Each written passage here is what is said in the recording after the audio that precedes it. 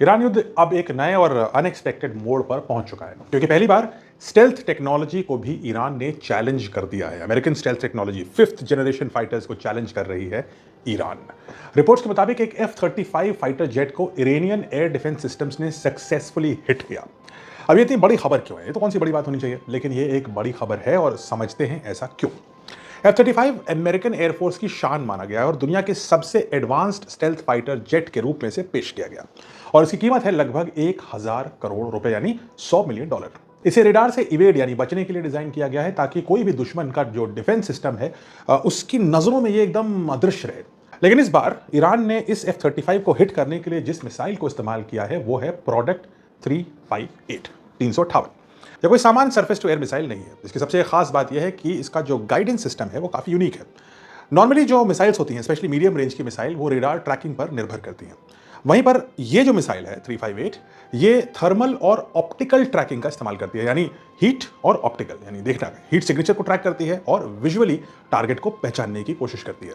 और शायद यही वजह हो सकती है कि इसने एक स्टेल्थ जेट को ट्रैक कर लिया, क्योंकि स्टेल्थ टेक्नोलॉजी रेडार से बचने के लिए बनी होती है लेकिन हीट और विजुअल ट्रैकिंग से नहीं बच सकती। हालांकि हीट को लेकर के उसमें जो हीट सिग्नेचर है इसको कम करने की कोशिश करी जाती है, लेकिन फिर भी कुछ तो हीट सिग्नेचर बचता है और विजुअल ट्रैकिंग के लिए तो ये जेट नहीं बने हैं।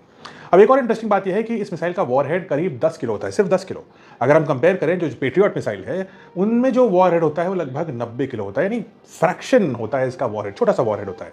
एक कंपेरेटिवली छोटी मिसाइल है और शायद यही वजह है कि ये जो F-35 है ये पूरी तरीके से डिस्ट्रॉय नहीं हुआ, डैमेज हुआ। रिपोर्ट्स के मुताबिक जो जेट का एयर फ्रेम है वो तो इंटैक्ट दिख रहा है, यानी हिट हुआ, लेकिन कैटास्ट्रोफिक डैमेज नहीं था। इसी वजह से जेट सक्सेसफुली एक इमरजेंसी लैंडिंग कर पाया।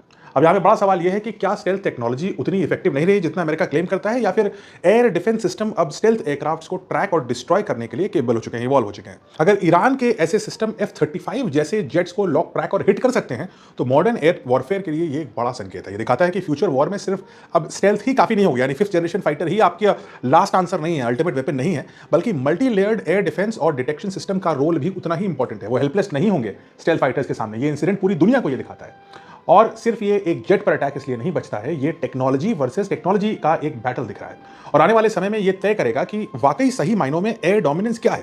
क्योंकि अगर F-35 को ईरान एक रिलेटिवली न्यू सिस्टम से ट्रैक और हिट कर पा रहा है, तो अगर ऐसे सिस्टम्स फर्दर इवॉल्व किए गए ऐसे देशों द्वारा जैसे चाइना, रशिया या इंडिया, तो स्टेल्थ फाइटर्स का जो अल्टीमेट वेपन का जो ब्रांडिंग था उसके ऊपर एक बहुत बड़ा सवालिया निशान लगने वाला है।